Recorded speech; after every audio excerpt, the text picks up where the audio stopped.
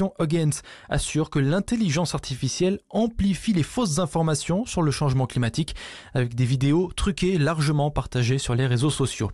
Et puis le sport et le foot qui sera appelé par Didier Deschamps, le sélectionneur de l'équipe de France dévoile à 14h sa liste des joueurs retenus pour les 2 derniers matchs éliminatoires du Mondial 2026. Voilà pour l'actu, très bonne journée à tous. Sud Radio, le 10h midi, mettez-vous d'accord, Valérie Expert. On est ensemble avec vous sur Sud Radio pour ce 10h midi. Bonjour et bienvenue, jeudi 6 novembre. Avec vous, nous, pour commander et commenter l'actualité. Oui, on va commander aussi, parce qu'on va parler de Chine. Sophie de Menton, chef d'entreprise, présidente du mouvement éthique. Bonjour Sophie. Vous avez publié Réussir, c'est possible. Allez, un peu de positif. Aux éditions Fayard. Tout est possible. Franck de Dieu. Mais vous savez qu'un des livres qui est en tête des ventes, c'est celui de Laurent Alexandre, Ne faites plus d'études. Oui, je sais. Et je trouve que c'est assez significatif de l'époque. Absolument. Que ça dit quelque chose. Franck de Dieu, rédacteur en chef à Marianne. Bonjour. La une de Marianne. Intelligence artificielle, adieu les cadres. Oui. Ces nouvelles avancées de l'IA qui mettent les diplômés au chômage. Et puis, alors, délirant, ces mères qui inscrivent leurs fillettes à la pole dance. Alors là, j'avoue que je découvre. Et que je vous en conseille la lecture, vous allez... Ouais, c'est quoi le pole dance ? C'est une barre, vous savez, comme font les danseuses en boîte de nuit. Voilà. Et donc, c'est sexy. Certaines jeunes filles s'y mettent avec l'aval et même l'encouragement de leur mère. Oui. Donc c'est à découvrir dans Marianne qui paraît aujourd'hui. Théo Hamsadi, vous êtes président des Jeunes Républicains. Bonjour à vous. Et Yves Damécourt, viticulteur, ancien élu local et porte-voix de Nouvelle Énergie, le parti de David Lisnard. Bonjour à vous. Bonjour. On va parler évidemment de ce qui s'est passé hier sur l'île de Léron, de la façon dont cet acte a été relaté et pris en compte par le ministre de l'Intérieur. Un automobiliste a foncé sur des gens. Je pense que les termes ne sont pas tout à fait exacts. Il a été acquis ce matin qu'il a prononcé Allahu Akbar. On va y revenir. Jeune fille voilée à l'Assemblée nationale. Il y avait une sortie de classe, comme il en existe assez régulièrement, pour aller assister au débat à l'Assemblée nationale. Et au stupeur, on s'est rendu compte que dans les tribunes, des fillettes, des collégiennes voilées étaient là pour assister à ces débats. Donc plusieurs questions sur des fillettes voilées, sur le fait que l'Assemblée les laisse rentrer. 0826 300 300, puis on reparlera de Chine. Et moi, je trouve, après ces quelques jours de débat, qu'il y a quand même une forme d'hypocrisie, en tout cas en ce qui concerne les objets interdits, puisque ces objets interdits, on les trouve sur nombre d'autres sites. Donc on va parler de tous ces sujets avec vous. Commençons avec ce qui s'est passé hier à l'île de Léron. Donc cet homme qui a foncé délibérément sur des gens avec sa voiture et qui a crié Allahu Akbar. Écoutez ce qu'on disait ce matin Thibaut de Montbrial, qui était l'invité de Jean-François Aquili. C'est un fait qui correspond en tout point aux préconisations de l'État islamique, un individu qui rentre dans la foule avec sa voiture, qui ensuite tente de mettre le feu avec des bonbonnes de gaz, donc avec une volonté, même si elle n'a pas prospéré, de faire exploser son véhicule et de faire d'autres victimes, qui dit Allah Akbar aux gendarmes qui l'interpellent et qui, d'après les fuites dans la presse ce matin, se réclame d'Allah lors de sa garde à vue. Donc, quels que soient les méandres juridiques qui aboutiront ou non à une qualification terroriste, politiquement, c'est un fait d'inspiration islamiste. Oui, c'est sûr que s'il dit Allahu Akbar, il y a des chances que ce soit... C'est pas catholique. Et effectivement, savoir quel était l'état psychiatrique de ce jeune homme, ça pose un certain nombre de questions. J'entendais ce matin des habitants de l'île de Léron qu'il connaissait, qui disaient mais il n'y avait rien qui pouvait laisser présager d'un tel acte. Alors, faits divers, attentats islamistes, radicalisation, comme aujourd'hui, c'est de plus en plus souvent le cas. 0826 300 300, appelez-nous pour réagir, pour nous dire ce que vous en pensez. Je sais pas, peut-être vous, en tant qu'ancien élu, est-ce que c'est une chose à laquelle vous avez pensé quand c'est vrai qu'on est frappé par l'écart qu'il y a entre cet acte et la paisible île de Léron. Ben oui. Donc on le connaît mieux pour ces huîtres que pour ces terroristes. Mais bon, la description de tout ce qui s'est passé est conforme à ce qu'on appelle un attentat terroriste. Alors nous, après les attentats il y avait eu un plan national qui avait été mis en place, et donc on avait des gendarmes devant les églises. À chaque fois qu'on avait une fête municipale, on était obligé d'avoir des officiers de sécurité, etc. Donc même dans les petites communes rurales de notre secteur. Moi, je me souviens à l'époque, j'étais maire. Et donc, aujourd'hui, on s'aperçoit que, en fait, n'importe quel individu qui, alors celui-là dit qu'il a trouvé des réponses aux questions qui se posaient en consultant des commentaires du Coran, etc. Et donc, vous vous rendez compte, ça veut dire que partout, on peut avoir des gens qui trouvent dans le Coran des réponses aux questions qui se posent. Et comme le Coran, selon la façon dont on le lit, peut être aussi un petit concentré d'actes terroristes, puisqu'il y a des sourates qui appellent au meurtre, tout simplement. Donc si on lit ces sourates présentées par certains personnages de l'islam, effectivement, on peut devenir soi-même meurtrier avec la promesse d'un paradis. Voilà, donc tout ça est très problématique. Un auditeur, François, me dit que certains sont déjà en train de dire qu'il n'est pas musulman. Effectivement, il s'appelle Jean, je crois. Et donc, il dit certains sont en train de dire que ce n'est pas un musulman et que c'est un fou. Ils vivent dans le déni. Mais ça correspond aussi à certaines consignes d'auto-radicalisation, de faire le djihad, un djihad individuel. Théo Hamsaadi. Oui, bien sûr. Et quand bien même ce serait un fou, déjà, effectivement, c'est un fou de faire ça. Il faut pas être rationnel pour faire ça. Oui. Et quand bien même ce serait un fou, ça traduit pour moi, quoi qu'il en soit, un sujet de société, un vrai fait de société. Parce que combien de fous on a dans nos villes, combien de fous on a maintenant même dans nos villages, qui sont parfois devant les gares, sur les places, dans les parkings souterrains, qui menacent chaque jour, même de nuit, les jeunes femmes et puis même les jeunes hommes avec un couteau. En fait, on s'est habitué dans ce pays à ça. Et c'est ça qui est triste. Tout à l'heure, je disais en off qu'en fait, on n'a pas l'habitude, on n'a pas pris part au sujet. Il y a un vrai sujet de psychiatrie dans ce pays, il y a un vrai sujet sur les fous. On s'est habitué, moi en tant qu'étudiant, j'étais auparavant à Montpellier, c'était normal pour nous de croiser en fait des fous qui nous insultaient, qui nous menaçaient dans les tramways, dans les métros, dans les bus ou dans les rues. Et en fait, c'est ça le grand drame de ce pays. C'est que, quand bien même ce serait un fou cet homme-là, mais ça traduit quand même quelque chose. Ça traduit quelque chose qui ne va pas dans ce pays. C'est fou qu'on ne traite pas, c'est malade qu'on ne traite pas, qu'on abandonne dans la rue, quitte à parfois à blesser des gens, à les insulter et parfois même à presque les tuer, comme c'est le cas aujourd'hui à Orléans. Il y a plusieurs sujets dans tout ça. Oui. Il y a effectivement, c'est un fou. Alors maintenant, que les fous, en plus, parce qu'il y a un psychiatre qui m'expliquait ça, se raccrochent à des sujets qui alimentent leur folie. Genre, effectivement, trouver une base à leur folie. Bon, c'est un fou. Ensuite, on peut pas dire on traite pas les fous. C'est vrai que la psychiatrie pourrait faire mieux. C'est vrai qu'il faut les détecter. Rien ne laissait présager qu'ils passeraient à l'acte et qu'il se passerait quelque chose. On peut pas non plus accuser tout le monde. Ensuite, moi, il y a quelque chose qui me choque un peu. C'est évidemment quelque chose d'épouvantable. C'est plus supportable l'exploitation des médias de ce type d'accident. Ce n'est plus supportable.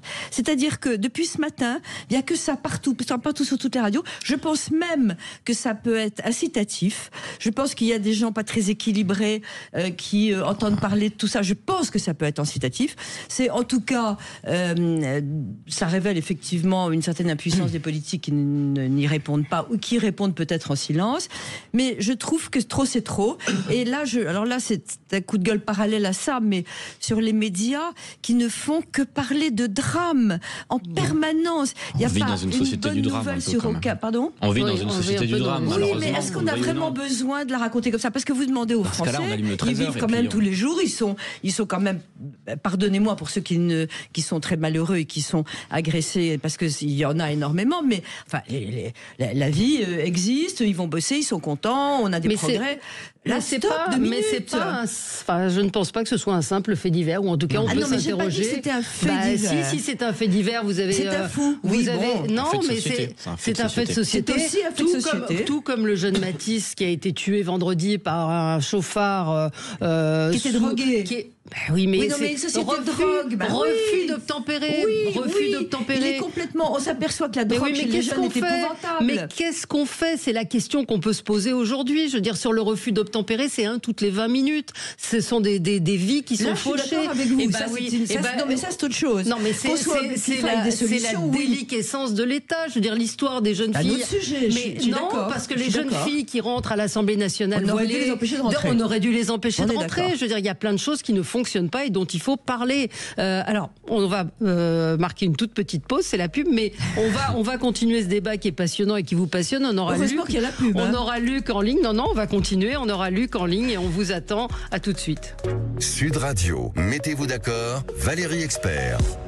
Sud Radio, parlons vrai. Sud Radio, partenaire du bateau Rêve à perte de vue pour la 17e Transat Café L'Or Le Havre-Normandie. Chaque jour, vivez au plus près l'exploit de Joël Paris, malvoyant de naissance, qui s'est lancé dans une aventure incroyable entre Le Havre et Fort-de-France. Le 10h midi, mettez-vous d'accord, Valérie Expert. Et on est avec vous sur Sud Radio pour commenter l'actualité. Évidemment, cette actualité tragique, c'est celle de cet homme qui a fauché volontairement au cri de Allahu Akbar plusieurs personnes qui sont hors de danger aujourd'hui, mais dans un état grave, parce que on a tendance, une petite réflexion, mais à dire bon, il n'y a pas de mort, mais imaginez cette jeune femme qui faisait son jogging, dans quel état, quelles séquelles elle va avoir. Absolument. Parce que on ne parle que des morts, mais des gens qui vont être handicapés à vie, qui vont avoir des séquelles terribles. Donc que dire sur ce drame? Luc, qu'est-ce que vous vouliez nous dire? Bonjour, vous nous appelez du Perreux-sur-Marne.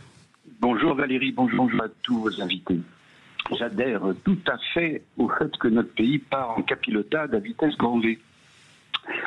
Mais aussi, Sophie de Menton, je suis tout à fait d'accord avec vous quand vous mettez en avant l'information qui est depuis longtemps accessible au cerveau les plus fragiles. Ainsi que cet individu se soit appuyé sur une religion, il aurait tout aussi bien pu s'appuyer sur une autre religion qu'est le wokisme ou l'écologie, ça n'aurait rien changé.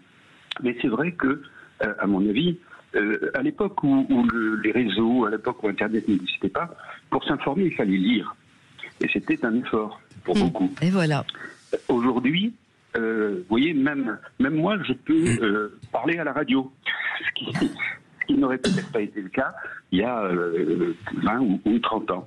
Et donc, c'est vrai que cette avalanche d'informations peut être effectivement préjudiciable à beaucoup de gens. Mais néanmoins, c'est quand même bien de savoir ce qui se passe et de savoir où on en est. Oui, mais et encore, je ne suis pas persuadée que ce soit Sud Radio ou d'autres médias qui influencent les potentiels. Un passage à l'acte, c'est possible. Oui, mais enfin, vous allez sur TikTok. Nous, on est un peu vieux. Nous, on est un peu vieux. Mais si vous allez sur TikTok, il y a des gens, des jeunes. Moi, j'ai découvert ça, il n'y a pas très très longtemps.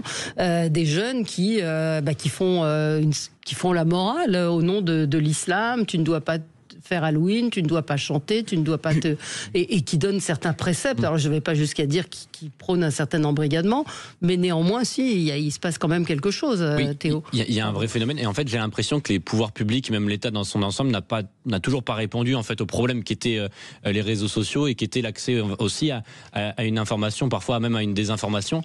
L'exemple de TikTok, il est assez grave. Notamment, il y a un chiffre, c'est qu'en moyenne, au bout du 3e swipe, donc au bout du 3e TikTok, on peut tomber, si on est dans un registre musulman, on peut tomber sur un discours qui est radical et qui est islamiste. Et c'est ça le plus grand drame. Moi, quand je vais sur les réseaux sociaux, auparavant, on pouvait penser que des discours tels que la musique, c'est pas dans la religion, etc. C'était des discours qui étaient contenancés par un noyau radical et un noyau qui était ostracisé. Aujourd'hui, en fait, c'est un discours qui noie la toile, qui noie les réseaux sociaux. Et malheureusement, on n'a toujours pas trouvé de réponse à tout ça. Je pense qu'il faut à un moment donné que si on veut imaginer une société saine plus tard, il faudra avoir ce débat-là sur les réseaux sociaux, sur ce qu'ils ont apporté. Non, mais une fois qu'on a un débat sur les réseaux sociaux, on peut rien faire. Franck. Justement, on peut rien faire. C'est la question. Moi, je me souviens, il y a quelques années, j'avais interviewé. C'était Maurice Lévy qui a été l'inventeur de l'ubérisation. Et il disait, mais vous savez, si vous réglementez l'ubérisation, qui est un autre sujet que les réseaux sociaux, tout de même, mais qui est comparable en ce que toute réglementation paraît un frêle barrage pour contenir ces vagues à l'échelle mondiale. Sauf que on s'est aperçu, pour répondre à la question de Théo sur que peut-on faire, est-ce que la réglementation suffit? Est-ce que les pouvoirs publics sont désarmés? Les premiers à avoir dit non, l'ubérisation, c'est pas, on n'a pas rien à faire. Ce sont les pays libéraux. ce sont les pays anglo-saxons. Les premiers à avoir réglementé, ce sont les pays les plus libéraux. Et on s'est aperçu, les Français sont arrivés plus tard, comme souvent. Pourquoi finalement ne pas faire la même chose au niveau des réseaux sociaux? C'est-à-dire que je crois, il y a un discours qui est, si vous voulez, Sophie, je partage pas votre point de vue en disant il n'y a rien à faire. Il y a un discours qui est de dire c'est quelque chose qui est une énorme vague, une bourrasque à l'échelle mondiale et les parlementaires ne peuvent pas s'en saisir véritablement. Non, je crois que non. Je veux dire qu'il y a des volontés, et à la volonté, par exemple un pays comme l'Australie, qui n'est pas un pays du tout liberticide, qui n'est pas un pays autoritaire, qui est un pays démocratique, a voulu réglementer et l'a fait avec succès. Donc il y a aussi une volonté politique. Et qu'est-ce qu'ils ont fait? C'est très intéressant. Comment on réglemente par exemple TikTok ou les réseaux alors après, je ne connais pas exactement. Je connais pas exactement la loi, mais vous avez l'autorité publique qui a la capacité de réglementer. Quand ça vient d'étrangers. Qui a la capacité de réglementer une plateforme et de l'imposer. Donc effectivement, l'Union européenne s'est saisie du sujet. Moi, j'ai l'impression qu'il y a une petite musique depuis 1 ou 2 ans qui est de dire de toute façon, il n'y a rien à faire. Non, mais non, il n'y a pas rien à faire. Non, mais j'espère. Je crois qu'il n'y a pas rien à faire. Et il y a des députés de tous bords qui sont de bonne foi et qui réfléchissent à cela. Ouais. Mais il y a aujourd'hui des tas d'outils qui permettent d'accéder de contourner, tout un tas de contenus. Je vois beaucoup de réactions sur le Facebook de Sud Radio de Stéphane qui dit c'est plus facile d'interdire un marketplace que des terroristes puisqu'on veut interdire la plateforme de Chine mais on peut pas interdire TikTok et c'est vrai que ça pose très compliqué et qu'il y a un entrisme qui est réel et qui est là. En fait, je pense que le sujet auquel aujourd'hui s'intéressent tous les gens qui réfléchissent à ces sujets-là, c'est la question des algorithmes. Ouais. Et en fait, les algorithmes qui vous enferment dans votre point de vue et qui petit à petit vous laissent à penser que votre point de vue est partagé, alors qu'en fait, ils vous enferment et ils vous mettent dans une file d'attente. Et donc, ce qui serait intéressant de comprendre, c'est par quel algorithme et par quelle magie algorithmique quelqu'un qui a des soucis psychiatriques se retrouve à devenir un adepte d'un certain nombre de sourates de l'islamisme. Ouais. Et donc ça, c'est un sujet intéressant. Les Chinois, eux, ils ont trouvé un sujet pour TikTok, Sophie. Ils l'ont interdit chez eux. Ils l'ont interdit chez eux. Oui, mais est-ce qu'on a envie d'être comme les Chinois? Moi, je veux bien. Non, mais je pense que, ils ont réussi à introduire dans les algorithmes des limitations pour les enfants de moins de 13 ans. Et les enfants ont le droit d'être 2 heures sur leur téléphone par jour. Des plafonnements pour les enfants adolescents, etc. Donc il y a des solutions qui existent. Maintenant, il faut prendre le taureau par les cornes, il faut s'intéresser au sujet. Et je pense que les pays libéraux, le vrai libéralisme, c'est pas l'absence de contraintes, c'est pas la foire d'empoigne, c'est pas l'anarchie. Le vrai libéralisme, c'est des contraintes, mais qui sont les mêmes pour tous et qui permettent de s'exprimer et de petite réflexion pour ça par rapport aux jeunes qui effectivement s'enferment dans ce genre de truc. Il y a quelque chose qu'on observe dans la religion catholique qui est assez intéressant. Il y a de plus en plus de jeunes qui veulent se faire baptiser et qui demandent des règles et qui demandent aux prêtres des vraies règles comme pratiquement pour l'islam, parce qu'il y a un besoin peut-être aussi, il y a plus pas vraiment d'éducation, plus vraiment de... Et donc, c'est étonnant ce désir d'observer des règles, des lois religieuses. Mais si les algorithmes... Oui, vas-y. Juste un petit mot pour rebondir, c'est que on se pose la question de savoir comment réglementer, comment faire. Il y a aussi, vous allez dire, je presse un peu pour ma paroisse, ces bulles cognitives dont vous parlez très justement, qui polarisent et qui enferment très rapidement, je dirais, un contre-exemple. L'inverse, une symétrique, c'est la presse écrite. Ouais. C'est-à-dire que quand même, la presse écrite vous offre... c'est tout sauf une bulle cognitive. Effectivement, selon la ligne éditoriale, vous avez des choix. Et d'ailleurs, en France, c'est très varié et c'est à mieux. Mais vous avez tout le temps des surprises. Vous avez tout le temps... Elle se casse la gueule complètement, hélas. Hélas, oui. Mais ce que je veux vous dire par là, c'est que contre la bulle cognitive, contre l'affairement, contre la polarisation, il y a aussi des journaux. Et quels que soient les journaux, alors, il y a Marianne, mais il n'y a pas que Marianne. Et vous avez dans un sommaire, vous avez des ouvertures. Vous avez quelque chose qui vous apprend à penser contre vous-même. Penser contre vous-même.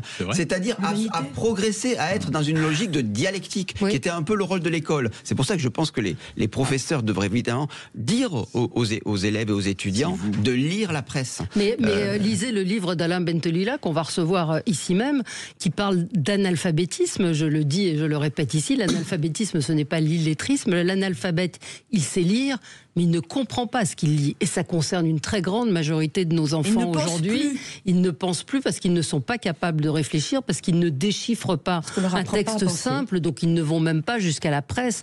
Et il y avait Johan Sfar aussi, qui est le dessinateur, qui expliquait qu'aujourd'hui on a envie de lire des livres qui vont vous pensez, qui vont...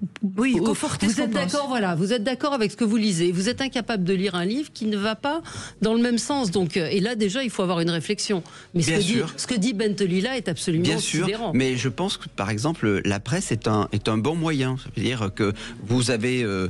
Mais là, vous lisez assez vite. Mais là, vous vous adressez, à des gens qui sont incapables d'aller lire la presse. C'est pas du mépris de classe que je dis, mais c'est vraiment vrai, ça. Non, mais si vous me dites, il y a un sujet anthropologique, neuronal, entre la lecture et l'attention, l'écrit, la notion de la compréhension d'un texte, je vous dis oui, mais attention, n'allons pas trop vite non plus. Il y a quand même il faut être optimiste aussi. Nous qui vient d'investir énormément pour sauver le Parisien. Qui a mis des millions, parce que c'était un journal qui disparaissait, c'est un journal populaire, et je trouve que c'est bien. On critique indéfiniment les milliardaires parce qu'ils sauvent la presse, moi je trouve ça pas mal. 0826 300 300 si vous voulez réagir à ce qui s'est passé à l'île de Héron. On va parler aussi de Chine. Est-ce qu'il faut interdire cette plateforme? Que pensez-vous de toute cette polémique et les fillettes voilées à l'Assemblée nationale? À tout de suite. Série Expert. Je vois une remarque d'un auditeur, François, qui dit: je vois que vous préférez faire le procès des réseaux. Les islamistes n'existent que sur les réseaux. Il faut interdire les réseaux. Il n'y aura plus d'islamistes. Si vous interdisez les réseaux, vous êtes incroyable. Il a entièrement raison. Oui. C'est-à-dire que... Il y a deux combats, quoi. Oui, il y a deux combats. Il y a un combat et deux fronts, disons. Oui, il y a la réalité, il y a le terrain, et puis il y a évidemment les réseaux sociaux. C'est quand même un nid à radicalisation. Et puis c'est pas uniquement les réseaux sociaux, c'est pas uniquement pour l'islamisme. Il y a de la pornographie pour les enfants. C'est un vrai danger, les réseaux sociaux non contrôlés. Oui, bien sûr, mais il a raison, il a entièrement raison. C'est là aussi on pointe du doigt voilà. Et c'est pareil pour Chine. Alors on va parler de Chine avec vous. Moi j'avoue que j'ai un peu l'overdose. Alors, je vais faire ma Sophie de Menton. J'ai un peu l'overdose de Chine, des débats depuis 4 jours où effectivement on a condamné ici la façon de faire de cette plateforme. Alors je m'interrogeais aussi sur les images, l'abondance d'images de poupées sexuelles à l'antenne. Dans les antennes, je trouve que il y a un moment. Et puis Chine. Alors on va parler du textile avec vous, mais l'hypocrisie hier de découvrir qu'ils se vendent des machettes. Mais vous tapez machette sur Internet, vous en trouvez partout. Donc on est en train de découvrir la Lune, là encore une fois. Donc vous vouliez revenir plus sur l'aspect économique. C'est-à-dire, Valérie, il y a une autre hypocrisie. C'est qu'on s'est réveillé sur la crise du textile en France. On s'est dit qu'on importait du textile et de l'habillement chinois en masse à des prix extrêmement faibles. Mais en vérité, ce processus-là a démarré il y a 25 ans. Il y a 25 ans qu'on tue petit à petit notre filière du textile en France. Et notamment depuis l'entrée de l'OMC, à l'OMC de la Chine en 2001. Je vous parle aussi des fins des quotas d'importation plus tard en 2005. Et à ce moment-là, il n'y avait pas grand monde pour dire que les industries fermaient, il fallait absolument être favorable au libre-échange. Toute tentative protectionniste était considérée, de mettre des droits de douane, était considérée comme soit dans son versant gauche un peu bolchéviste, soit dans son versant droit un peu extrême droite. Et donc, si vous voulez, ce débat était interdit. Le génome de l'Union européenne, qui était très très dominant à l'époque, sur le plan dans les médias et même des politiques de droite comme de gauche, c'était celui du libre-échange. Et là, on s'aperçoit que c'est la goutte d'eau quelque part Chine au BHV, mais en vérité, c'est la longue traîne d'une histoire qui a été débutée il y a bien longtemps. Et on a passé un deal en fait avec les consommateurs, c'est de dire vous pouvez acheter, vous pouvez gagner 300 € par mois grâce à votre pouvoir d'achat, grâce à des prix plus bas, mais en revanche, vous acceptez que certains d'entre vous changent d'univers concurrentiel, c'est soit concurrencé par des pays à très très bas coût. Moi, je vais pas monopoliser trop longtemps la parole, mais juste une petite histoire, si vous me permettez, Valérie. J'ai fait un reportage il y a à peu près 15 ans dans une filature du Nord. Oui. Et c'était intéressant parce que d'abord, elle fermait. Ils ne tenaient pas la concurrence face à des importations qui étaient en Tunisie. Et vous voyez, par exemple, je me souviens très bien d'un des salariés qui avait presque plus de 20 ans de maison, qui gagnait à peine plus que le SMIC, et à qui on disait, vous savez, vous êtes déjà un peu trop cher, vous n'êtes pas compétitif. Et ce qui était intéressant, c'est que à l'époque, on tenait ce discours, vous vous en souvenez peut-être, encore que certains politiques le tiennent encore. Ah non, mais de toute façon, nous, on va faire la haute valeur ajoutée, et puis la production bête et méchante, entre guillemets, elle n'est jamais bête, elle n'est jamais méchante, et on s'en aperçoit, eh bien, ça se fera ailleurs. Et dans cette filature-là, vous aviez la plupart des ouvriers qui étaient sur le carreau, qui travaillaient sur du fil un peu de base, et vous aviez une filiale, qui était celle du fil technique, qui produisait du fil notamment pour des gilets pare-balles. Ouais. Et on disait, finalement, on va tous se concentrer là-dessus, et vous allez voir qu'au final, par la grâce du marché et de la concurrence libre et non faussée, tout le monde va être content. Or, en fait, vous vous apercevez que ce fil technique, bien sûr, il faut investir là-dessus, mais c'était une minorité des salariés de l'époque. Autrement dit, ce deal qui était de se dire, dans les années 2000, on va faire de la haute valeur ajoutée, on sera tous des ingénieurs, la société de la connaissance façon Europe de Lisbonne, ça n'a pas fonctionné. Et vous avez l'industrie a payé un prix très lourd. Les Français s'en aperçoivent,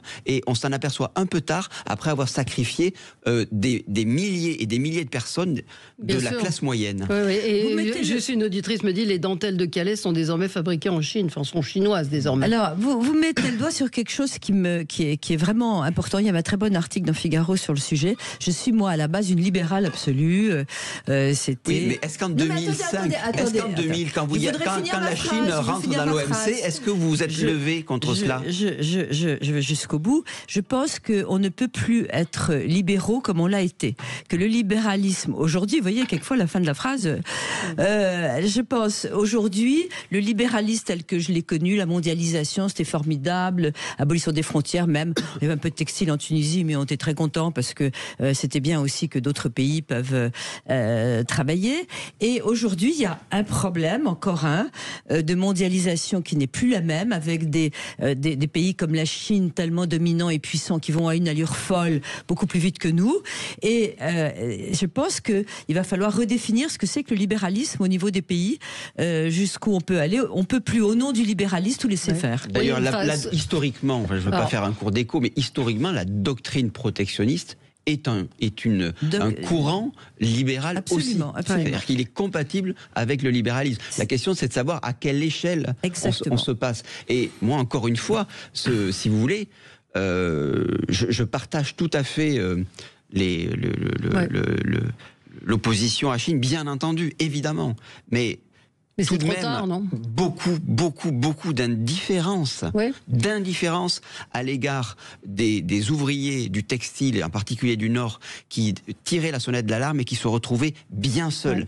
Et le fait que ça finisse par prendre une allure nationale, à partir du moment où ça va en face le bazar de l'hôtel de ville, il y a quelque chose finalement d'un peu décourageant pour ces ouvriers. Oui, mais on a toujours expliqué qu'il y avait les pauvres qui n'avaient pas accès, qu'il fallait moins cher, que c'était épouvantable, etc.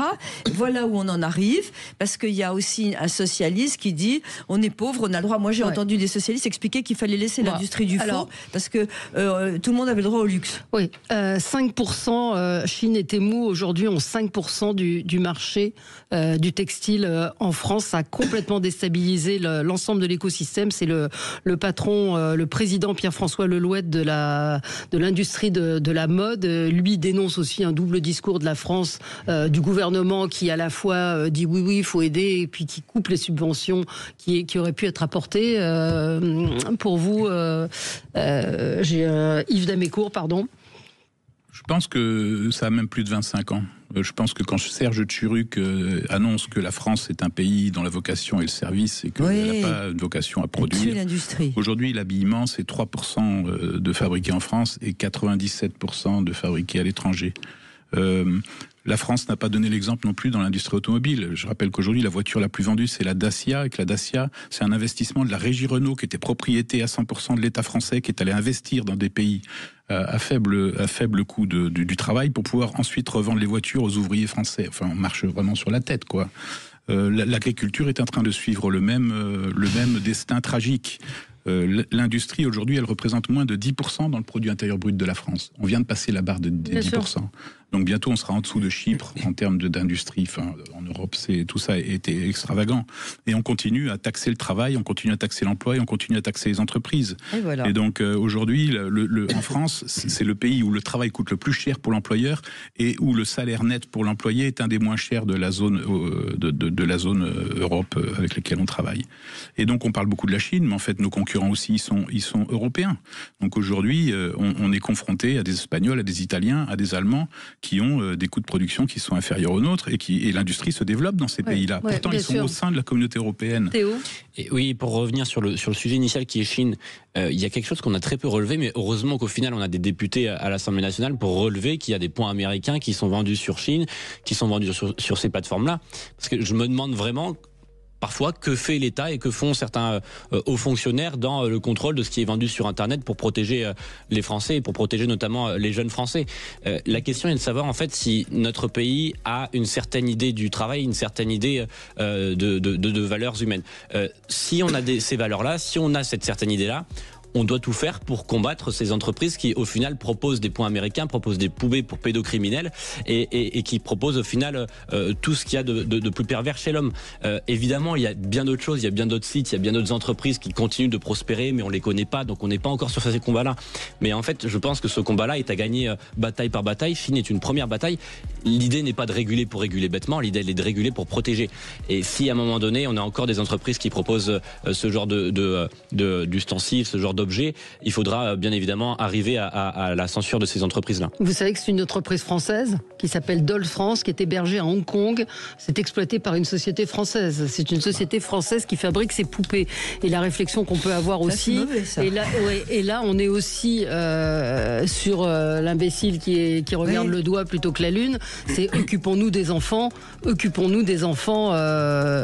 qui sont en danger aussi aujourd'hui en France, au-delà de ces poupées. Mais ça s'appelle Dolls France et voilà, on leur fait de la pub d'une certaine manière, mais elles commercialisent des produits qui sont de cet acabit. Allez, on se retrouve dans un instant, 0826 300 300. Vous pouvez évidemment réagir à l'interdiction de Chine souhaitée par le gouvernement. Est-ce que ça va régler pour autant le problème? Est-ce que quand vous tapez machette, vous n'en trouvez pas directement, et comme me le dit très justement un auditeur, vous sortez dans la rue et une machette, vous en trouvez n'importe où aussi. Donc il y a un moment, on a l'impression un peu d'un poulet sans tête qui court partout en essayant de trouver, de mettre des pansements sur des jambes de bois. À tout de suite. Sud Radio. Valérie Expert. On est avec vous sur Sud Radio. J'étais en train de raconter, Emmanuel Macron est au Brésil, parce qu'il y a la COP 30, c'est ça. Là aussi, hypocrisie, on prend des avions. C'est la dernière COP. Oui, je sais, c'est populo de dire ça. Et donc Emmanuel Macron est accueilli avec beaucoup de ferveur. Et il y a des femmes qui se jettent sur lui, et une qui lui a mis un enfant dans les bras. On a l'impression de voir le pape bénir. Est-ce qu'il a béni l'enfant? Non, il ne l'a pas béni. Mais les images sont, en tout cas, il doit devrait aller à l'étranger pour trouver un semblant de... Je comprends qu'il y ait de plus en plus. Un semblant de bonheur et de joie. Quelques mots sur ce qui s'est passé hier à l'Assemblée nationale. Je suis désolée, je trouve ces images très choquantes. Donc il y a des sorties de classe qui sont organisées, c'était mercredi hier, et des jeunes collégiennes sont allées assister au débat à l'Assemblée nationale. Et on a pu voir sur les images qu'elles étaient voilées pour une grande majorité d'entre elles. Personne n'a rien vu, personne n'a rien dit. Alors on en discutait hors antenne, peut-être qu'elles sont rentrées sans voile et qu'elles l'ont mis par la suite. Yael Braun-Pivet a réagi en disant que c'est inadmissible, mais là encore une fois, c'est toujours après qu'on réagit, Théo. C'est ça, et comment voulez-vous faire respecter la loi dans un quartier interdit, à l'autre bout de Paris si elle n'est même pas respectée dans l'hémicycle, donc à 10 mètres des députés? C'est ça qui est le plus scandaleux, c'est qu'en fait c'est l'apothéose de ce qui ne va pas dans ce pays. C'est-à-dire que les députés votent une loi, l'Assemblée nationale légifère pour l'ensemble du pays, pour parfois des territoires qui sont jusqu'à l'autre bout du monde, et elle n'arrive même pas à les faire respecter dans son propre hémicycle. On a même des classes CS à l'Assemblée. Et c'est ça qui est scandaleux. Et je pense qu'il faudrait poser la question aussi de l'accompagnateur, du cadre aussi d'accompagnement, parce qu'il y avait des députés qui les ont invités. Des députés qui les ont invités, puis de tous ceux qui au final n'ont vu aucun problème. Alors le voile c'est une chose, mais des fillettes voilées c'en est une autre, c'est encore pire. C'est vraiment une image détestable. C'est pour rappel pourquoi il y a le voile, c'est une question entre guillemets de pudeur. C'est-à-dire qu'en fait pour ne pas attirer le regard, pour protéger un peu, pour se mettre en recul de la société et du regard de l'homme, on met un voile. Donc ça veut dire quoi? Ça veut dire que par pudeur des gens masquent des filles, mais déjà qui aurait une attirance pour des petites filles? Enfin, il y a toute une idée perverse en fait derrière tout ça qui en fait je trouve est scandaleuse et devrait tous nous révolter. Que ça ait lieu au sein même du bastion de la démocratie française. Vous êtes à LR, excusez-moi. Oui, bon, Pierre. Alors moi j'attends quand il y a quelque chose comme ça, que Madame Braun-Pivet qui dit oh là là c'est pas bien, je veux que dans les 4 jours on dise voilà ce qui va se passer. La loi elle existe, c'est ça le problème. Non mais la loi elle existe. Qu'est-ce qui va concrètement se passer pour que ça puisse pas, pour qu'on puisse pas rentrer à l'Assemblée nationale? Vous devrez expliquer qui vous invitez. Deuxièmement, le nombre d'enfants, etc. Troisièmement, les huissiers sont là et interdiront que. Il faut des solutions concrètes là. Tout le monde va dire oh c'est pas bien. C'est déjà.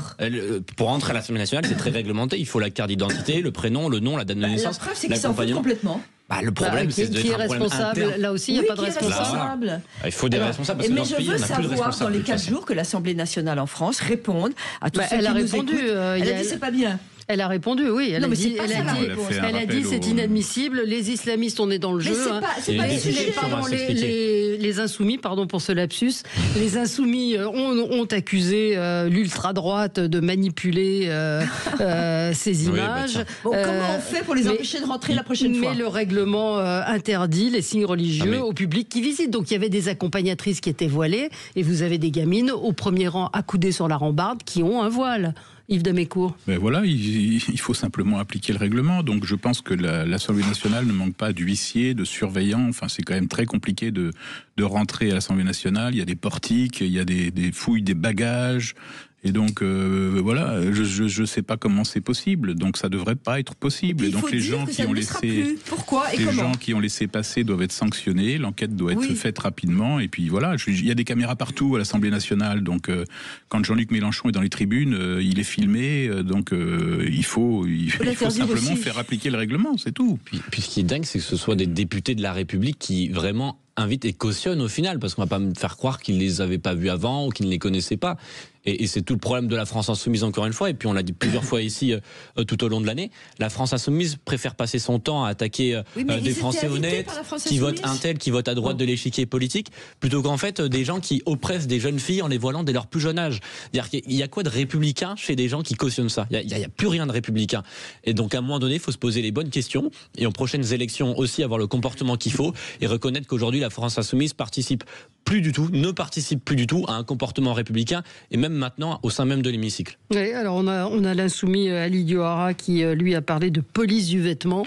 Non, ce n'est pas un vêtement. Oui, absolument, vous avez raison de le dire. Franck de Dieu sur ce sujet. Il y a eu manifestement un trou dans la raquette. Oui. Sauf qu'il y en a. Il y en a beaucoup. Partout. Il y en a partout des trous dans la raquette. Donc la question, Théo.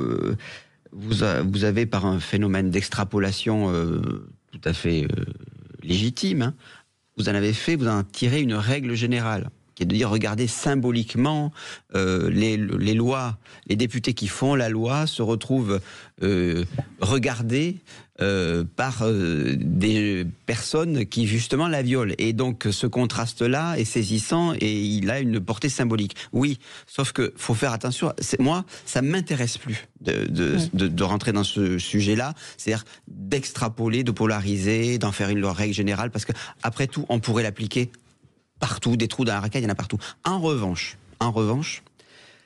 ce qui m'intéresse, c'est la réaction. Et là, la réaction, il devrait y avoir une unanimité. C'est-à-dire quand même, un pays qui est républicain, laïque, une gauche qui est quand même attachée à la laïcité et à la République, devrait unanimement faire corps pour condamner cela.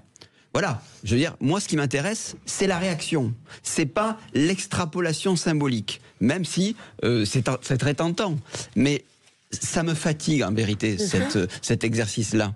Parce qu'on pourrait l'appliquer à bien d'autres choses. Bien sûr, non, mais et en même temps, on interdit les crèches, ça va recommencer au moment de Noël, où les sapins, les crèches, etc., les croix, enfin tout ça est une incohérence totale. Oui, mais des trous dans la raquette, il y en a. Il n'y a plus de raquette. Non, c'est ça, c'est que la raquette, elle a plus de corde, quoi. Il n'y a plus de manche. Vous voyez aussi, et c'est une parenthèse, c'est un pas de côté, si je puis m'exprimer ainsi sur ce sujet, c'est Salah Abdeslam, placé en garde à vue au sein de la prison de Vendin-le-Vieil pour recel d'objets illicites. Je vous rappelle que donc il est placé à l'isolement, il a été condamné à la perpétuité incompressible pour les attentats du 13 novembre, et on a retrouvé une clé USB plus ou moins douteuse, dans sa cellule.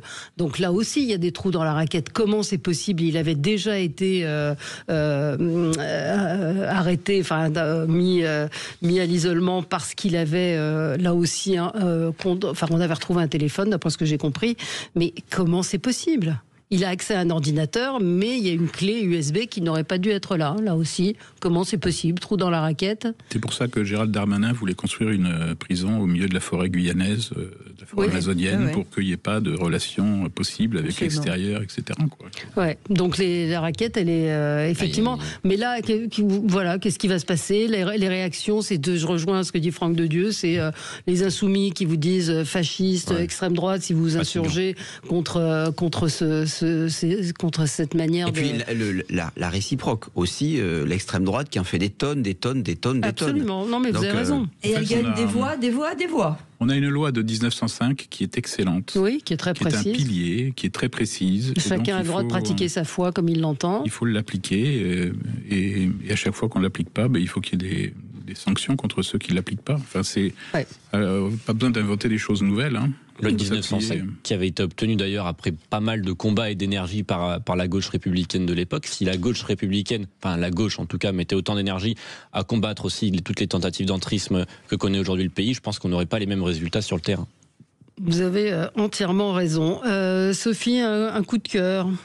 Ah oui, un coup de cœur. Ça va vous paraître évidemment aberrant, mais j'avais une conférencière avec les conseillers du commerce extérieur français. Alors ça a l'air de rien. Ce sont 4900 femmes et hommes qui sont chefs d'entreprise, qui sont experts de l'international au service du développement de la France. Depuis 120 ans, ça existe. Ils sont présents partout en France, dans plus de 152 pays. Ils sont formidables. C'est des bénévoles.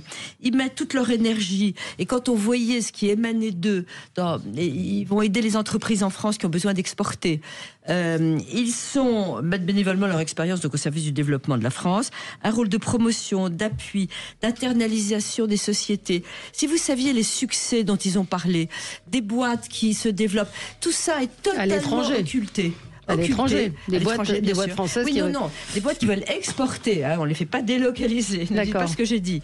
Ce sont des conseillers extérieurs de la France qui aident parce que vous avez un type qui a une boîte, il est franco-français, ça mérite d'être développé partout. Il va avoir des conseillers extérieurs du commerce qui indiquent où aller, comment faire, peuvent éventuellement indiquer des gens qui peuvent investir. C'est vraiment ce dont on a besoin aujourd'hui. Et je suis toujours stupéfaite de voir qu'il n'y a pas un mot sur ces entrepreneurs qui tiennent la France encore ce qu'il en reste. Il n'y a pas un mot. On n'a pas parlé, on n'a pas cité le mot entreprise, je le dirai à chaque fois à l'Assemblée nationale depuis 3 mois, sauf pour mettre une taxe à côté. On taxe. Donc voilà, un grand coup de chapeau aux conseillers de commerce extérieur. Et si vous avez une petite boîte, vous avez envie de vous développer à l'étranger, vous les appelez. C'est gratuit, à votre disposition, et bravo. Voilà, un coup de cœur positif. On se retrouve dans un instant avec vous après les dernières informations et on va parler de bien d'autres choses encore, en particulier des taxes avec vous, Yves Damécourt. À tout de suite.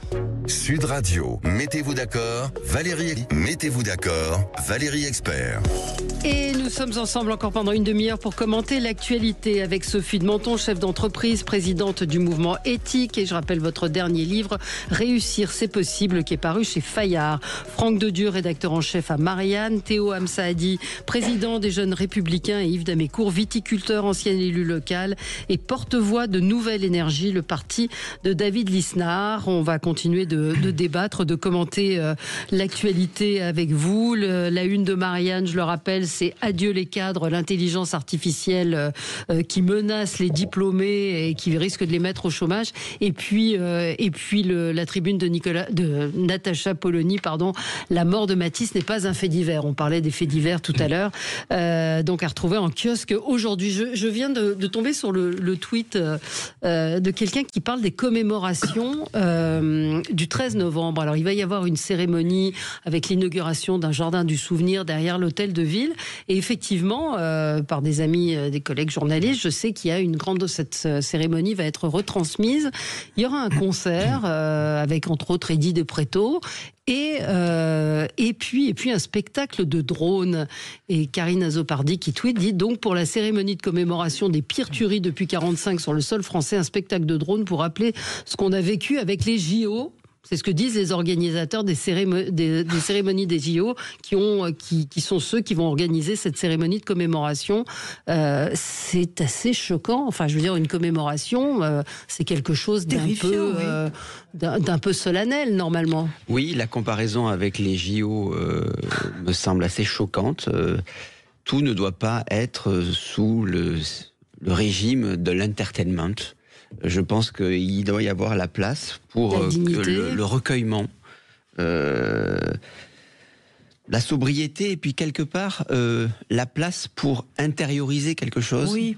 À la fois au niveau individuel, c'est un peu l'objet même du silence. Intérioriser quelque chose au niveau individuel et puis se sentir membre d'un collectif, d'un ensemble.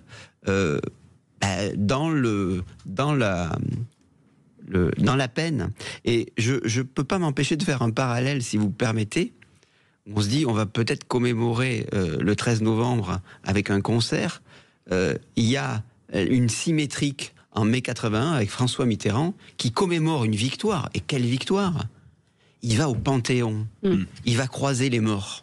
Ouais. Il va déposer, Kundera dira, il voulait ressembler aux morts. C'est-à-dire que c'est la victoire de la gauche, attendue depuis des décennies, et son premier acte, c'est un acte très intellectuel, c'est un acte très profond, qui touche à l'intériorité du pays. Il va saluer les morts. Et je trouve que, quelque part, de faire un peu l'inverse, c'est-à-dire de commémorer le 13 novembre et de le conclure par quelque chose qui est censé ressembler au JO me semble malvenu. Bah oui, c'est une litote. Oui. Parce que je pense, moi, au principe simple des minutes de silence, même en classe, partout, quand effectivement on intériorise une douleur, on respecte.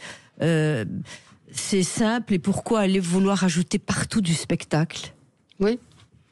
Oui. Non, mais Jean-Jacques Rousseau voulait une religion civile. C'était son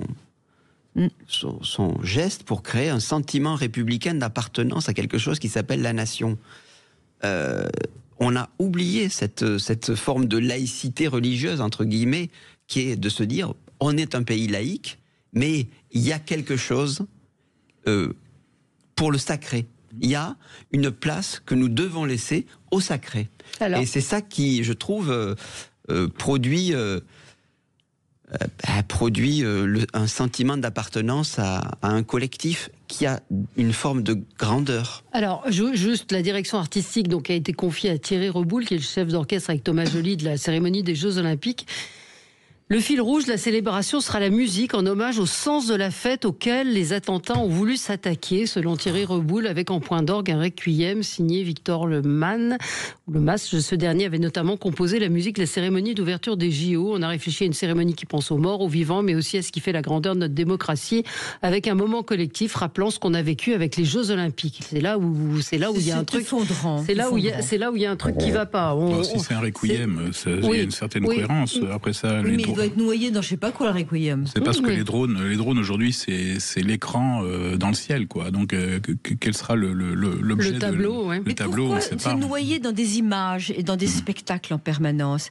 Parce que c'est effectivement vider les gens d'un moment de réflexion, du sens, de la douleur pour les familles. Et on est obligé de tout faire sur un mode de spectacle. Oui, mais les gens passent plus de temps devant leur télé que devant les monuments aux morts. Enfin, moi, j'ai été maire pendant 12 ans. Il n'y avait pas grand monde qui venait devant le monument aux morts le 8 mai, le 11 novembre. Non, et voilà. Par contre, ils étaient devant leur télé pour les commémorations, pour voir le président réanimer la flamme du soldat inconnu. Et donc chacun aujourd'hui commémore selon les rites de la période, quoi. Oui. Je partage votre avis sur la comparaison un peu indécente par rapport aux Jeux Olympiques. C'est vrai que c'est pas du tout le même sentiment qui doit nous habiter le 13 novembre prochain. Après, je pense que j'ai pas envie qu'on alimente une polémique sur cette date-là. Peut-être que la cérémonie sera belle en fin de compte, peut-être qu'elle ne le sera pas, mais dans tous les cas, il y a suffisamment de sujets polémiques. On en a débattu là et qui méritent notamment la peine d'être débattus. Je pense que le 13 novembre n'est pas un de ces sujets. On va tenter d'exprimer le mieux possible la mémoire et la vie en essayant de concilier spectaculaire et sobriété. Eh ben on verra et on jugera. En tout cas, il y a beaucoup d'initiatives sur le site de la mairie de Paris qui sont extrêmement intéressantes, importantes, et ce jardin de la mémoire, en tout cas, est aussi très très important. Alors, avant de vous donner la parole, Yves, peut-être avec vous, Théo, vous aviez un coup de gueule. Un coup de gueule concernant Erasmus+, qui normalement devrait être un coup de cœur pour tous les étudiants et pour tous les jeunes européens. Donc Erasmus+, c'est un peu plus qu'Erasmus, c'est-à-dire le concept en fait de voyager à l'étranger pour faire une année d'études, de découvrir une culture, une civilisation parfois, une nouvelle façon d'étudier, en tout cas un nouveau peuple, et de renforcer un sentiment commun d'appartenance et fondé sur des valeurs communes.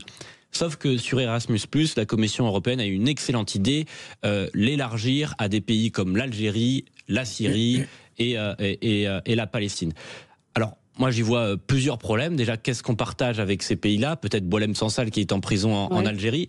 Est-ce qu'on a envie de confier à l'Algérie, par exemple, nos futurs ingénieurs, nos futurs économistes, alors même que l'Algérie détient 2 citoyens français contre leur gré? Moi, je pense pas. Du coup, ce matin, je suis allé sur le site du ministère des Affaires étrangères et j'ai regardé un peu la carte que nous propose le ministère sur la Syrie. Alors, il est écrit, il est recommandé aux Français encore présents en Syrie la plus grande prudence. Et sur la Libye, parce que la Libye est aussi invoquée, il est rappelé que tout déplacement en Libye est formellement déconseillé en raison des risques élevés auxquels s'exposent les voyageurs. Voilà, tout est dit. Je pense que c'est une idée vraiment farfelu, même grotesque, d'une Commission européenne qui est aux abois depuis quelques mois. Et je salue notamment la démarche des députés européens de ma famille politique, notamment François-Xavier Bellamy et Céline Imar, qui notamment appellent à signer une pétition non-extension-erasmus.fr, qui s'oppose à juste titre à cette extension-là, parce qu'en fait, Erasmus, c'est notre civilisation commune, c'est la jeunesse qu'on a envie de créer pour notre Europe, pour notre Occident, et c'est une idée de cette jeunesse-là. Quelle idée en fait on a à partager, quelle valeur commune on a à partager avec la Libye aujourd'hui, avec la Syrie, avec l'Algérie? Aucune. À un moment donné, il faut arrêter de faire les yeux doux à des pays comme ça. Il faut être ferme avec eux, arrêter de leur ouvrir la porte en permanence, sans rappeler aussi d'ailleurs que ce sera un énième couloir pour l'immigration légale, alors qu'aujourd'hui notre pays, notre continent tout entier fait face à tous ces désastres. Oui, je l'ignorais. Oui, j'ignorais. Je suis moi aussi assez d'accord. Oui, je trouve ça un peu dommage dans la mesure où en plus, concordance des dates, la créatrice d'Erasmus est décédée il y a quelques jours à peine. Oui, absolument, vous avez raison. Et donc le but d'Erasmus, c'était vraiment de permettre les échanges au sein de la communauté européenne pour construire par la base, comme on a fait des jumelages entre les villes d'Allemagne et de France avec le traité de l'Élysée, etc. L'objectif, c'est que les jeunes se connaissent au sein de la communauté européenne et qu'ils créent une espèce de communauté Erasmus. Moi, je faisais partie des premiers étudiants Erasmus. J'étais allé en Finlande. C'était très enrichissant, puisqu'en fait, on rencontrait sur le lieu où on était, où on travaillait, où on étudiait, des jeunes de toute l'Europe, quoi. C'était vraiment formidable. Et on prenait la conscience de ce qu'était cette Europe à construire. Et donc aujourd'hui, je comprends pas bien l'objet, si ce n'est peut-être aussi parce qu'Erasmus, c'est dans les deux sens. Donc oui, peut-être que l'objectif, c'est d'accueillir des étudiants de ces pays-là. Je plus sais de pas. mouvements vers l'Europe que vers la Syrie. Que vers la Syrie, oui. C'est clair. Donc pour rappel, c'est non-extension-erasmus.fr si les gens veulent signer la pétition. On se retrouve dans un instant. Alors un coup de cœur pour les taxes, vous m'intriguez Yves Damécourt. À tout de suite. Sud Radio, le 10h midi, mettez-vous d'accord, Valérie Expert. Allez, on conclut cette émission avec le coup de gueule, le coup de cœur plus précisément, d'Yves Damécourt sur les taxes, un coup de cœur. Oui, racontez-nous. Je voulais saluer la créativité de nos parlementaires pour je me doutais un peu. de nouvelles taxes. Ouais. Et donc je me suis plongé un peu dans l'histoire de France et de le retour à la gabelle, cette taxe sur le sel qui a fonctionné malgré les changements de régime. Le sel, c'était ce qui permettait de conserver les aliments, et donc ça a eu beaucoup de succès. La taille qui a fait souffrir nos paysans. Mais tu vois, vous voyez, la semaine dernière, Jean-Pierre Farandou a fait une citation qui me fait penser à la taille. Il a dit: tout travail mérite cotisation. C'est beau. C'est magnifique. On a même eu la semaine dernière, après les taxes vertes, les taxes grasses, les taxes creuses, la taxe sur les sodas, on a eu la taxe sur les trompes de chasse. Voilà, 33% sur les trompes de chasse. Non. Alors, oui. En vrai? Oui, et sur les redingotes. Tout ce qui sert en fait à la chasse à courre. Et donc, tout ce qui est faire à la chasse à courre, il y a eu un amendement qui a été voté.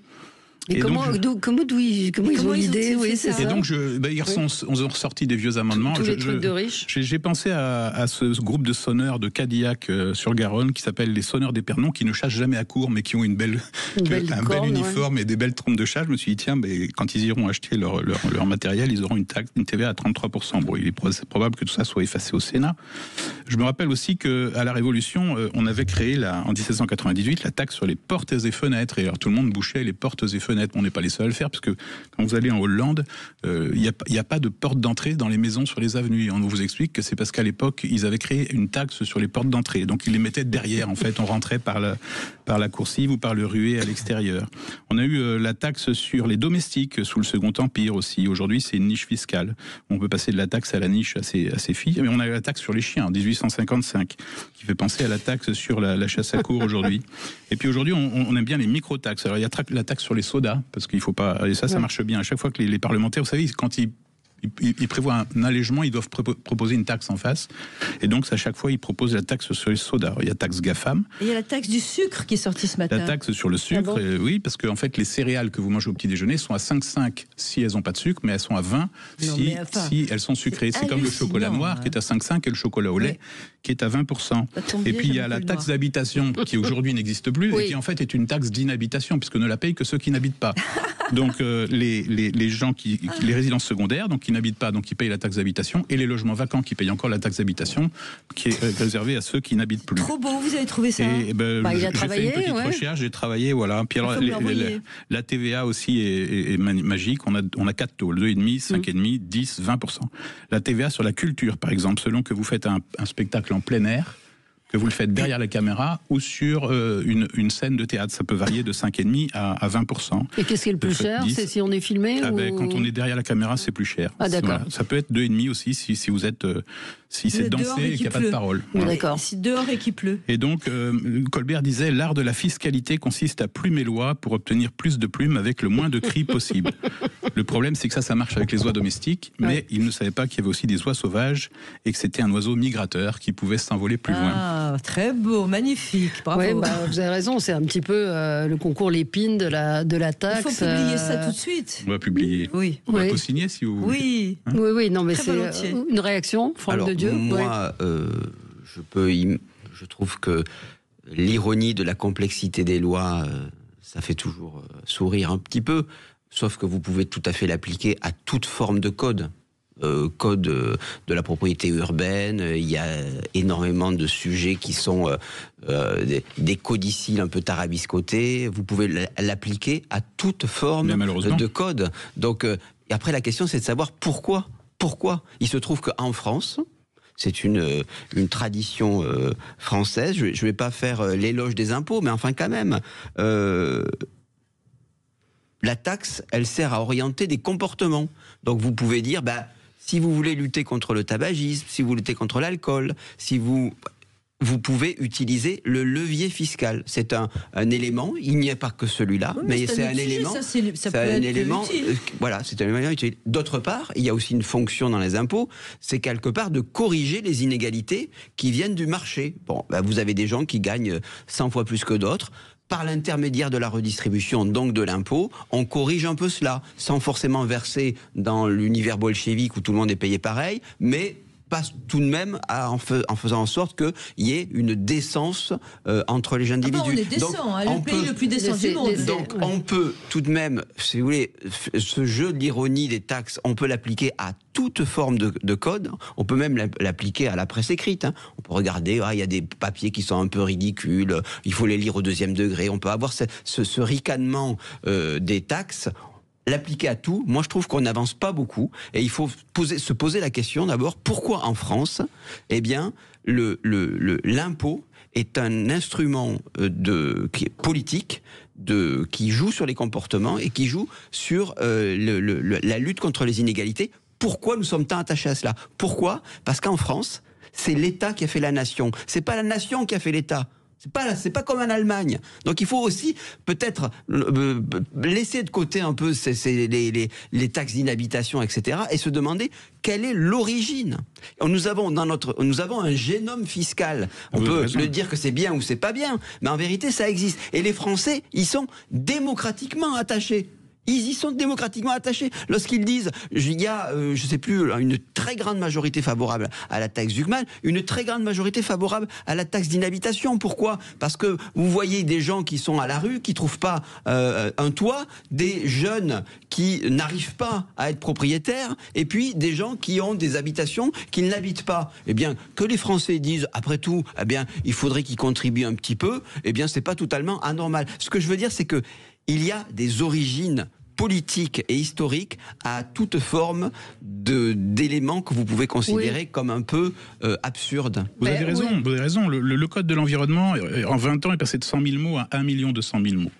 Et donc Montaigne disait déjà à son époque que la France a plus de normes et de règlements, de textes et de règlements que le reste du monde, et plus qu'il n'en faudrait pour gérer le monde. Donc c'est vraiment un atavisme national, c'est vrai. Mais avec tout ça, on n'arrive pas. Et avec tout ça, on n'arrive pas à équilibrer notre budget. C'est-à-dire qu'on posez-vous la question, pourquoi ? Pourquoi les Français sont tellement attachés à l'impôt ? C'est pas parce qu'ils sont idiots, c'est pas non plus parce qu'il y a des fonctionnaires qui adorent faire des lois, des codicils, des notes de bas de page. Ils ont été élevés comme ça. Il y a des raisons historiques. Vous pensez vraiment qu'ils sont attachés à l'impôt ?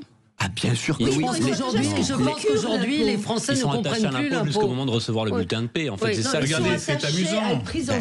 Écoutez, vous présentez-vous, créez un parti où il n'y a pas, créez un parti où il n'y aura pas d'impôt et vous allez voir comment vous allez faire vos élections. Non, mais pour essayer de vous mettre d'accord, je pense que les Français sont d'accord pour payer un impôt. Les très riches aussi le sont, sauf qu'à un moment, quand ça devient confiscatoire ou qu'on ne comprend plus et qu'on ne comprend pas à quoi sert l'impôt, c'est-à-dire que vous n'avez plus de service public, vous demandez pourquoi payer. Valérie, vous avez raison que je n'aime pas trop l'ironie fiscophobe et je me fais l'éloge un peu pour créer une sorte de contrepoids. C'est réussi. Tout à fait.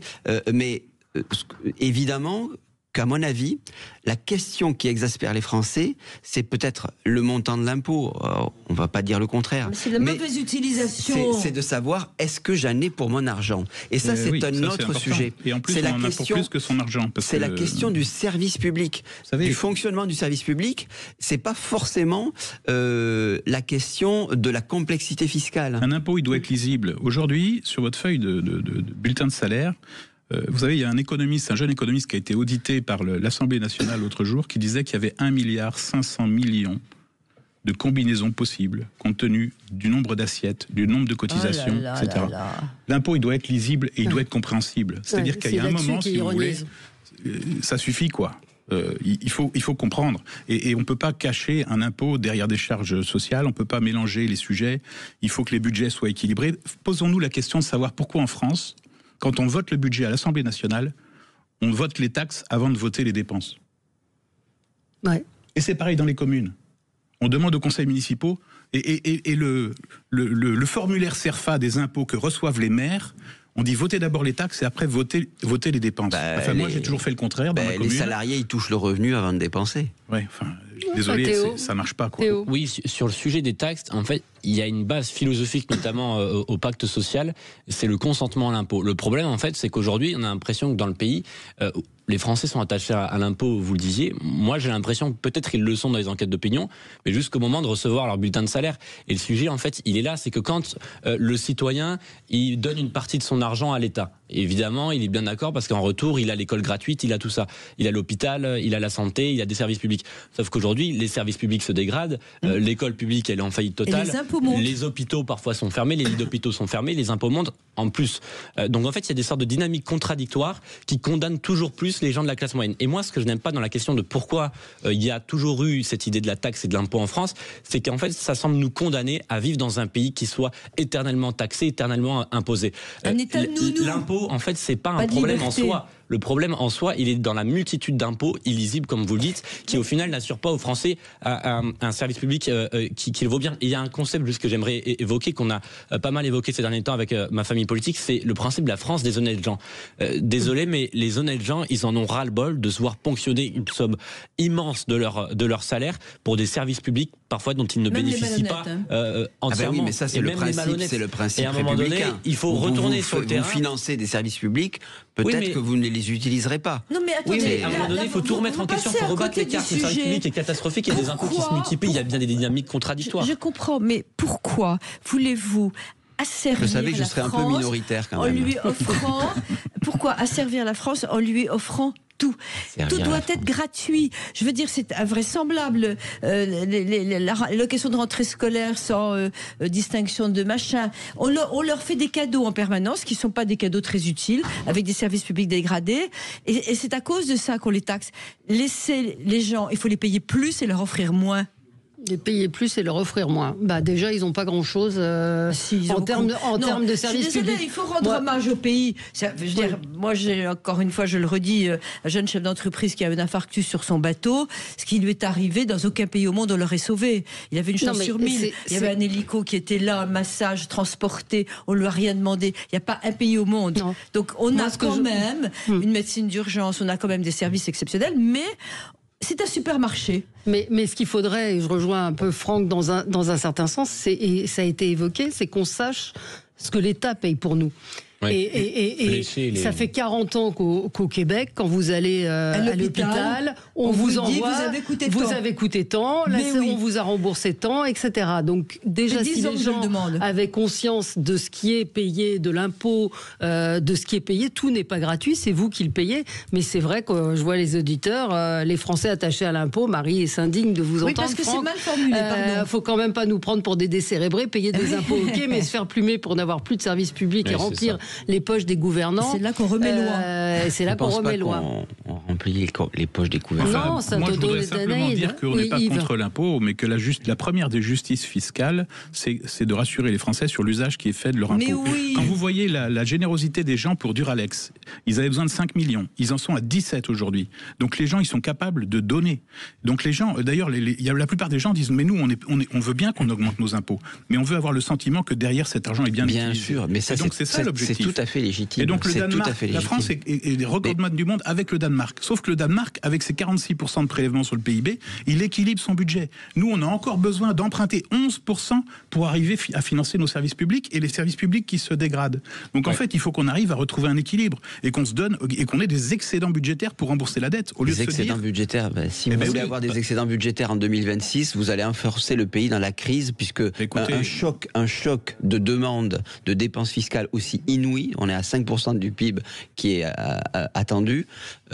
Vous savez qu'à court terme, je ne dis pas à long terme, mais à court terme, vous avez un effet récessif qui est absolument certain. D'abord, il faut arrêter de se donner des objectifs de déficit si on veut arriver un jour à rembourser la dette. Donc c'est quand même voilà. Et il faut arrêter de comparer nos déficits au produit intérieur brut. Aujourd'hui, c'est 37% notre déficit.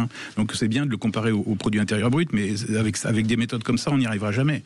Donc nous, on a un plan de 200 milliards d'économies sur 5 ans, 80 milliards la première année, et c'est pas un plan récessif, parce qu'en fait, pendant qu'on fait des économies, il faut libérer la création et la production de richesse. Et en fait, c'est les deux qu'il faut faire en même temps. L'économie, c'est une dynamique. Ce n'est pas un gâteau à partager. On a fait un bon tour d'actualité, on s'est mis d'accord, on n'a pas été d'accord sur tout, mais voilà, dans un instant, on va s'évader avec Pékin Express et Stéphane Rothenberg qui sera avec nous dans un instant pour l'émission Média avec Gilles Gansman.